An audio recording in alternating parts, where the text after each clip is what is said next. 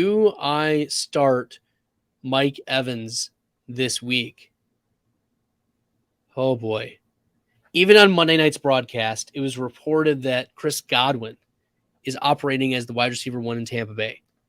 And if this is the first you're hearing of it, you haven't been paying attention lately. You haven't been paying attention to the news.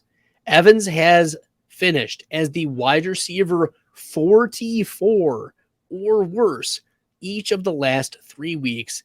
It hasn't helped that he hasn't caught a touchdown since week 4. Yes, he's fallen on the wrong side of touchdown variance, but he hasn't earned even a 20% target share in 5 of 11 games this season, and he's coming off a 7.5% target share. This was a game with Godwin, Gage, and Jones also in the receiver rotation. Mike Evans, he is still on pace to get his 1,000 yards, but he's only skirted there each of the last 2 years. And if he's wide receiver 21 in fantasy points per game, that is his worst rate since 2015. So do I start him this week against San Francisco? San Francisco, talk about difficulty against the wide receiver position, right? They are middle of the pack. The 49ers, they give up 28.9 fantasy points, 12 receptions to the wide receiver position. They give up less than 1 receiver touchdown per game, 167. Still Godwin ahead of Mike Evans in this rotation.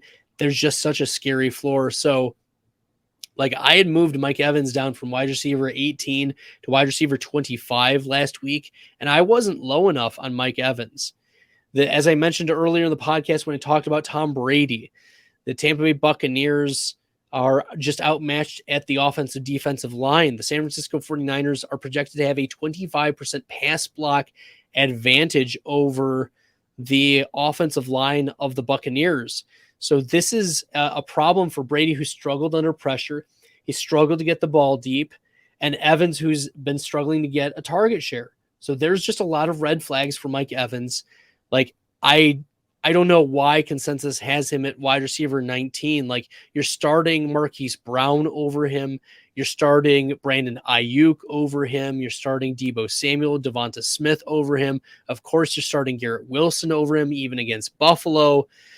You're concerned about Mike Evans. I think he falls outside the top 25 yet again. So if you have a wide receiver 2, like you have Amari Cooper and Tyler Lockett, you're starting those 2 wide receivers over Mike Evans this week. In particular, you're starting Tyler Lockett because Lockett has a 99.9% advantage versus Carolina's secondary per PFF. Average is 50%.